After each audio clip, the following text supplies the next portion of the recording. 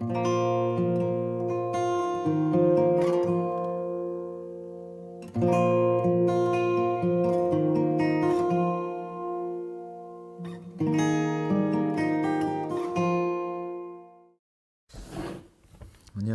오늘은 30일간 성도들을 위한 기도에 대해서 한번 살펴보도록 하겠습니다. 기도는 내 시간 속에 하나님과 함께하는 시간을, 그러니까 하나님이 거하시는 시간을 만드는 것이다. 이렇게 이야기할 수 있습니다. 그러니까 하루에 24시간 중에 1시간이든지 20분이든지 30분이든지 15분이라도 내 시간 중에 하나님이 거하시는 시간을 만드는 것이 기도라고 할 때, 이것을 공간적인 개념으로 만약에 이해를 한다고 한다면은, 표현을 하면은 내 마음이라는 공간에 하나님이 계신 것입니다. 그러니까 기도하면서 마음을 고요하게 하고 하나님과 교제하면서 내 안에 어떤 공간 안에 하나님이 거하시는 공간, 그런 공간이 계속 생겨간다. 이렇게 표현할 수도 있지요. 누군가를 위해서 기도한다. 우리가 성도들을 위해서 기도한다. 믿는 지체들을 위해서 기도한다. 라는 것도 마찬가지입니다. 누군가를 위해서 기도할 때 내 마음 안에서 성령 하나님이 그 사람을 어루만져 주시는 그 하나님의 신비한 방식으로 그 사람에게 사랑을 베풀어 주시고 하나님이 역사해 주시는 것입니다. 그래서 특별히 기도하는 사람이, 내가 이제 기도하는 대상도 하나님을 알고 기도하는 사람이다라고 하면은, 이 기도를 통해서 서로의 이 중보를 통해서 믿음의 교제, 코이노야를 더 깊게 할 수 있는 것이죠. 내가 그리스도의 심장으로 너희 무리를 얼마나 사랑하는지, 사모하는지 하나님이 내 증인이시라. 그러니까 바울이 그 성도들을 얼마나 사모하는지 자신의 심장, 그리스도의 심장으로 너희 무리를 얼마나 사모하는지 하나님이 증인이시라라고 사도 바울은 고백하고 있죠. 그 공동체를, 성도들 한 사람 한 사람을 바울이 얼마나 깊이 사랑했는가를 알 수 있습니다. 그래서 기도는 그럼에도 불구하고 기본적으로 고독한 것이죠. 그러니까 우리가 모여서 함께 기도할 때도 있지만, 모여서 기도한다고 할지라도 기도는 하나님과의 1대1로 만나는, 홀로 대면하는 시간이 많죠. 예수님도 겟세마네 동산에서 제자들 데리고 가셨잖아요. 근데 함께 기도한 것이 아니라 좀 떨어지셔서 기도하셨죠. 그래서 돌 이렇게 던질 이렇게 거리만큼 제자들과 떨어져서 홀로 하나님께서 기도하는 시간을 가지십니다. 그러니까 함께 하는 마음이 있음에도 불구하고 인생의 어떤 지점을 나 혼자 감당해야 하는, 하나님 앞에서 나 혼자 단독자로 서야 되는 그런 고독이 필요합니다. 그래서 기도 안에는 고독도 포함되어 있지만, 고독 속에 함께하는 또 공동체가 같이 가는 것이죠. 그래서 때로는 우리 그렇습니다. 이렇게 너무 이렇게 항상 붙어 있으면은 이 사람이 얼마나 소중한지, 그리고 이 사람을 진짜 모습을 제대로 보지 못하는 경우가 오히려 있어요. 그래, 잠시라도 헤어져서 떨어져 있어 보면은 이 사람이 얼마나 소중한 사람인지 그 사람을 좀 객관적으로 바라볼 수 있는 눈도 생기게 되는 것을 보게 됩니다. 떨어져 있을 때 소중한 것을 아는 것처럼, 내가 기도해서 그 기도의 고독한 자리에서 다른 사람, 특별히 다른 성도들을, 내 지체들을 내 마음에 품고 담고 하나님 앞에 기도한다는 것은 너무나 귀중한 신앙의 훈련이고 하나님의 방법이기도 합니다. 서로 사랑을 표현하는, 서로 사랑을 하는 그런 귀중한 방법입니다. 요한복음 17장에 이런 말씀이 나옵니다. 내가 그들을 위하여 비옵나니 내가 비옵는 것은 세상을 위함이 아니요 내게 주신 자들을 위함이니이다. 그러니까 세상이 중요하지 않다는 말이 아니라, 그만큼 성도들 간에 서로를 위해서 기도하는 것이 중요하다는 이야기입니다. 그래서 예수님도 그렇죠. 먼저 성도들을 위해서 기도했습니다. 그래서 왜 그런가 하면은 16절의 말씀에 이렇게 기록되어 있어요. 내가 세상에 속하지 아니함 같이 그들도 세상에 속하지 아니하였사옵나이다.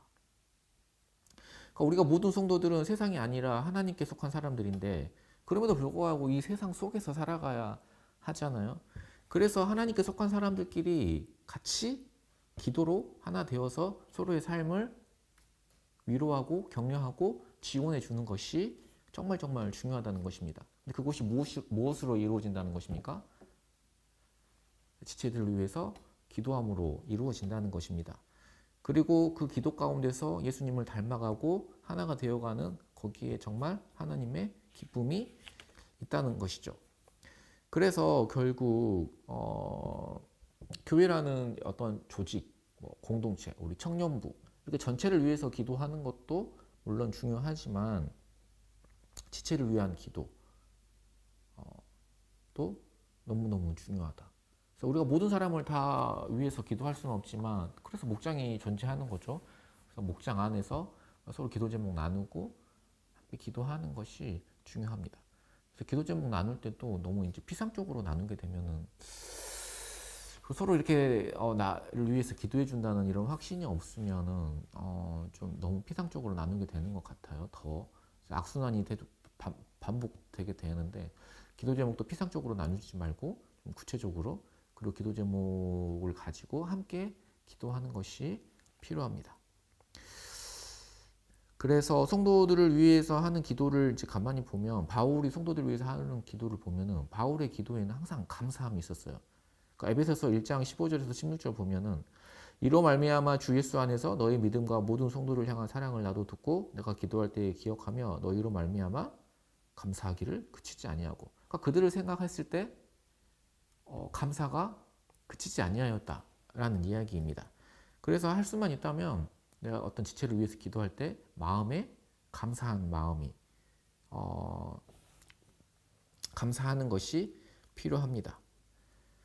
그래서 에베소서 1장 17절 말씀을 보면 우리 주 예수 그리스도의 하나님 영광의 하나님께서 지혜와 계시의 영을 너희에게 주사 하나님을 알게 하시고 너희 마음의 눈을 밝히사 그의 부르심의 소망이 무엇이며 성도 안에서 그 기업의 풍성함이 무엇이며 그 힘의 위력으로 역사하심을 따라 믿는 우리에게 베푸신 능력에 지극히 크심이 어떠한 것을 너희로 알게 하시기를 구하노라.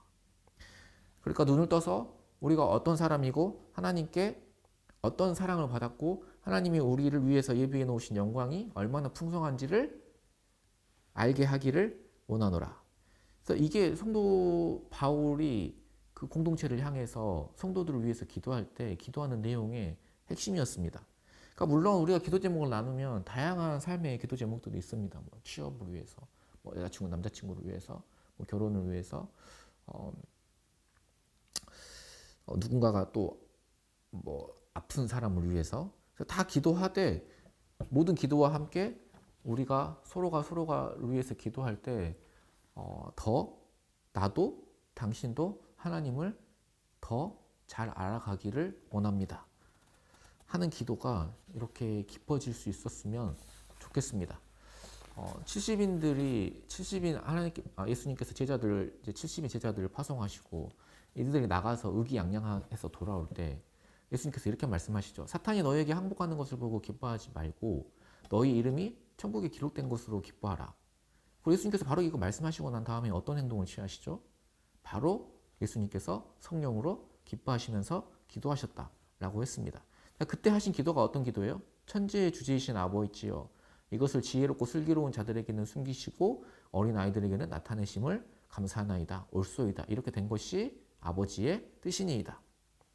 그러니까 예수님께서 기도하면서 자신의 기쁨으로 여겼던 것. 예수님의 가장 큰 감사가 어디에 있었습니까? 성도들이, 제자들이 하나님을 알아가는 데 있었습니다. 그래서 우리에게도 이런 감사가 넘쳐나면 좋겠습니다. 그래서 서로의 지체들의 이렇게 사정을 헤아리면서 함께 다양한 부분에서 꼭 필요한 부분을 위해서 함께 기도해 주되 또 이분을 위해서 우리 누구 형제, 누구 자매, 또 우리 목자, 목원들을 우리 지체들을 나에게 허락해 주심을 감사합니다. 지체들로 있음을 인해서 하나님이 얼마나 영광 받으시는지 참 감사합니다. 그래서 우리가 함께 예수님을 더 잘 알아갈 수 있도록 그래서 견고하게 믿음 안에 서 있을 수 있도록 늘 깨어서 기도하는 우리 공동체가 되기를 예수님의 이름으로 소망합니다.